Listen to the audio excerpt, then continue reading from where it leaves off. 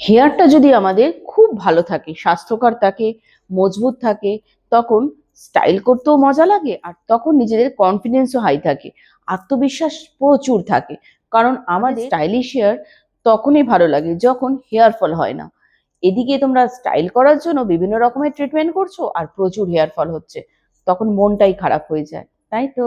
তাই মন খারাপ করো না, একটা সুন্দর ন্যাচারাল কেয়ার করো, যেটা সবাই করছে। হেয়ার অয়েল ব্যবহার করো, আমাদের এই হেয়ার অয়েল ভীষণ উপকার করবে, চুলের যাবতীয় সমস্যার সমাধান করবে। আর এই হেয়ার অয়েলটা আমাদের অবশ্যই প্রত্যেক দিন ব্যবহার করতে হবে, ড্রপারে করে নিয়ে স্ক্যাল্পে। তারপরেই শ্যাম্পু ব্যবহার করো কন্ডিশনার যুক্ত, আলাদা করে তোমাদের কন্ডিশনিং করার দরকারই পড়বে না। শ্যাম্পু করার পর ব্যবহার করো কেরাটিন প্রোটিন যুক্ত হেয়ার সিরাম। তাই স্টাইল করার জন্য হেয়ারটাকে আগে স্বাস্থ্যকর করে তোলো, তারপরেই কিন্তু নিজের কনফিডেন্সের সঙ্গে যত ইচ্ছা স্টাইল করতে পারবে।